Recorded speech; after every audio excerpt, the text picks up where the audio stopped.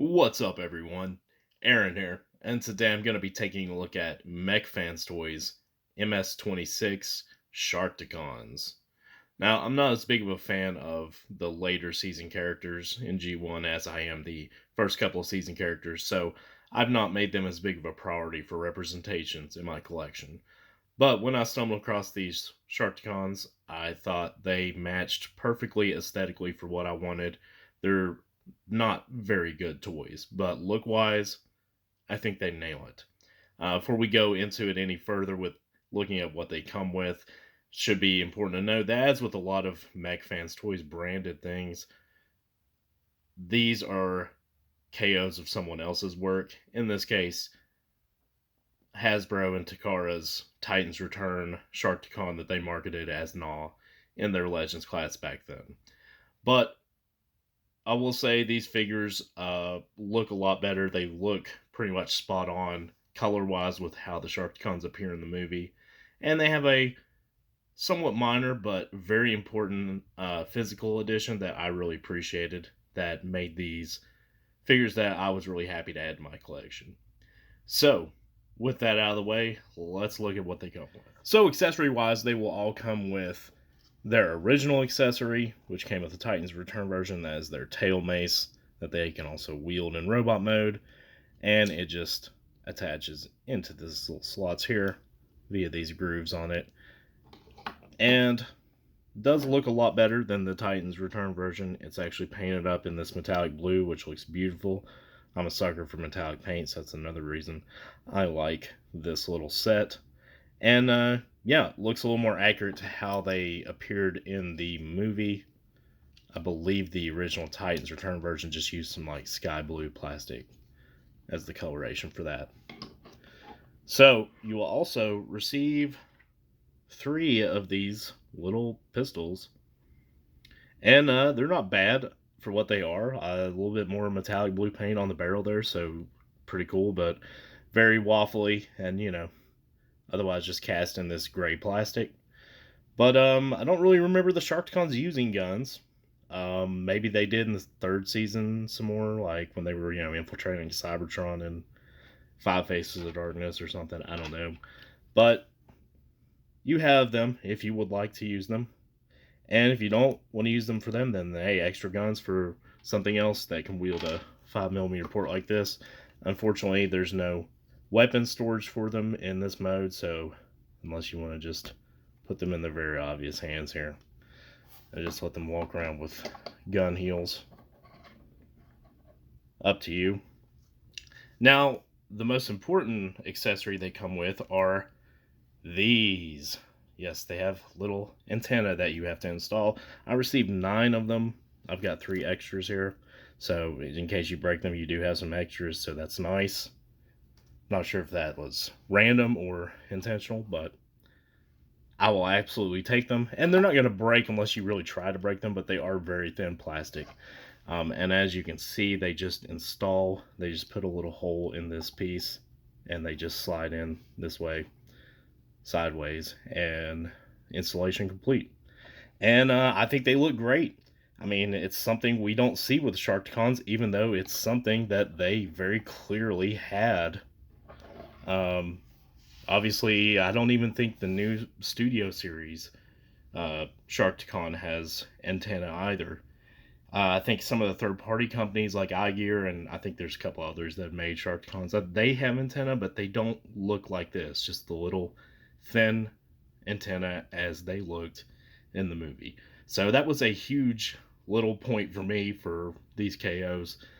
It's one of the major reasons, other than the aesthetic colors, that I did buy them. So that's what you'll get with them. You get instructions as well. I'm not sure where they are. I threw the box away. That's why I did not show it. It's just some stolen artwork from someone and some product shots on the back. So that's it as far as that goes. But let's take a closer look at these guys. And a pretty simple figure. I mean, it's not a great figure by any stretch of the imagination, but I think it looks good, and it looks way better than the Hasbro or Takara versions of this. So, like I said, the colors, the eyes here, the purple around the mouth, this little red bit on the lip here, the blue forearms and the gray upper arms, little blue tusks or whatever you want to call those, the blue feet. Just a lot more color accurate to how the Sharktticons appear in the movie. So that was a win in my book. But lots of nice paint application here. Again, on the arms, on here, on the eyes, on the feet. So looks really good. Articulation in this mode, you're going to be able to move these arms on this hinge. And that's it as far as that goes. Legs, you got ball joints at the hip here and at the knee. So that's what you're going to get there with that. You can mess around with this from transformation and slide them forward if you want to. And that's something you can do. But in this mode, they're meant to be back like this. And the mouth obviously is going to open down to there, and you can open it up without snapping the head in half. Pretty much up to the back fin there. Now, because these came out in Titan's Return, they do have Titan Master compatibility where they can sort of ride in it. And the only place to ride is in the mouth. So if you have a Titan Master or Prime Master, you can just stick them in the mouth and they can just stand there. Maybe close them up a little bit. That's the thing you can do if you want. But yeah, not a lot else to say about them in this mode. So, let's move on.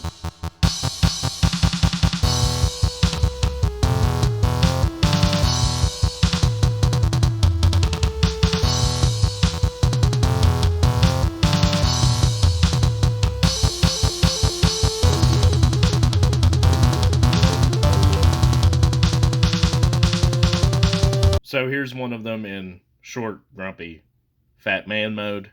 And, it's fine for what it is. I think I speak for a lot of people when I say most people prefer the Sharktticons in their alternate modes, just for how weird and unique they are. But, I think this aesthetic has always worked for it, and this one's fine for what it is. I mean, these were originally, $10 figures, so you're not going to be blowing everyone away with that and articulation and stuff. But looks good. Again, we got some red paint on the eyes. Looks good. Articulation wise, you're pretty limited. You can rotate the head like 340 degrees. It's weird. Ball joints again for the arms, so you know what to expect with that. Didn't mention it before, but the wrists do rotate. I'm pretty sure the original one actually had rotating wrists too for whatever reason, so that's nice. And again, he can hold both of his accessories perfectly fine. Ball joints here at the hips as well, so you can get forward and back about that far. And if you move the arms up, he can do the full splits. And that's pretty much it. You can move these arms around how you like. I would imagine this is another reason why they included extra antenna, because having them right here, I guess it's not ideal. I haven't broken any as far as that goes, but they do rest directly on the ground as far as that goes. So I would say just be careful if you're picking this figure up. But yeah, very hollow back. It's okay. It's fine for what it is.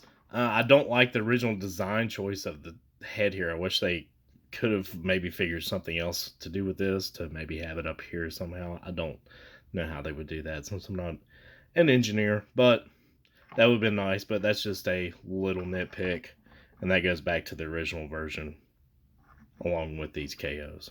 So, not really a lot else to say about them in this mode. I like it well enough for what it is. Let's do some size comparisons. So here they are in both modes with Mechanic Studios Hot Rod and DX9 Cup, since they went up against them famously in the movie, and these work pretty well. As you probably know, Mechanic Studio is MechFansToys' label for all their original figures, so technically the same company made both of these, even though one's a total KO. With a couple more of their movie adversaries in a couple of the DX9 Dinobots. For a few other brands, here's Zeta Toys Air Raid, Magic Square Perceptor, and New Age Bumblebee. And finally, here with our boy Iron Factory Runabout, and for an official comparison, there's Core Class Optimus. So, final thoughts on the MechFansToys Sharktticons. I like this set a lot. I don't normally buy very many KOs like this, but the color differences and the addition of the antenna really kind of sold this for me. And the fact that they come in a 3-pack, so you've already got a little small army built. If you buy even a second pack, it's a pretty good little Sharkticon army. They were pretty inexpensive when I bought them. I think I got them for around $33 when I picked them up. It looks like, from what I've seen just from a quick Google search, that they are still somewhat available online if you're looking for some Sharkticons.